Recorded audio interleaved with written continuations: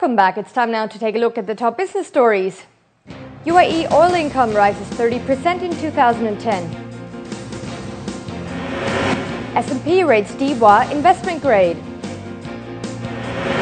And Europe gives Greece ultimatum.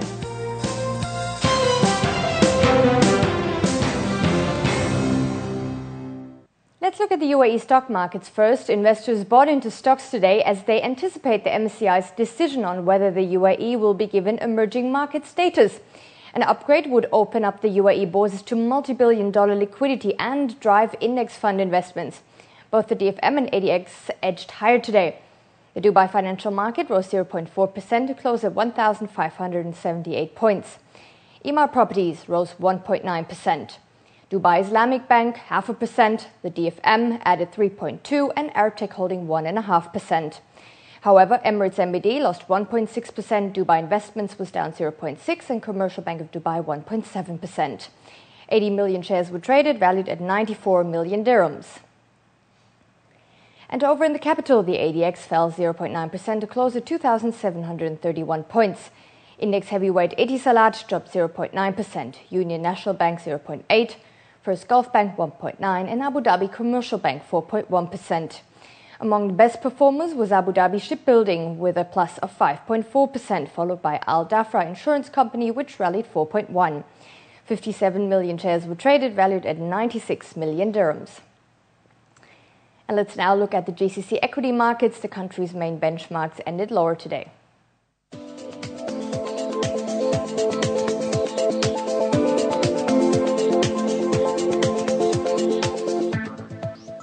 The UAE's oil income rose 30% last year to $57 billion, up from $45 billion in 2009, off the back of a rise in oil prices.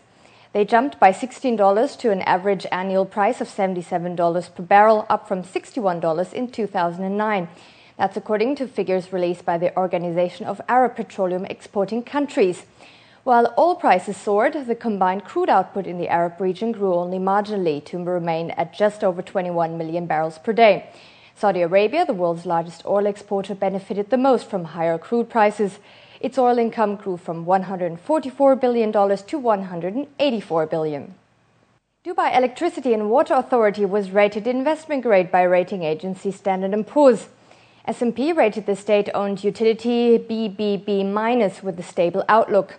The rating reflects the opinion that there is a very high likelihood that the Dubai government would provide timely and sufficient support for DEWA in the event of financial stress, S&P explained.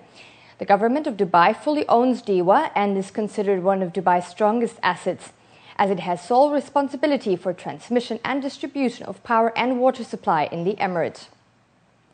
And in our fast financial news, the Ministry of Finance has signed a memorandum of understanding with the Abu Dhabi Fund for Development to enhance the cooperation between the two parties. The MOU will also see the exchange of technological expertise on both sides and also looks to tighten the international financial relations to improve the financial system. Abu Dhabi government-owned Mubadala Investments has been given the go-ahead to develop its first energy project in Indonesia. Mubadala will invest $500 million into the offshore Ruby gas field located in the Makassar Strait. That's according to an official statement. Pearl Oil, a subsidiary of Mubadala, will obtain a 70% stake in the gas field, which is due to be operational in 2013. Engine maker Rolls-Royce reached an agreement with Etihad Airways to provide long-term engine services and performance enhancement kits worth a total of $360 million. The Abu Dhabi-based airline will receive services for its Trent 700 engines that power 4 Airbus A330 aircraft. And after the break, we will run you through what's making the headlines in international business today.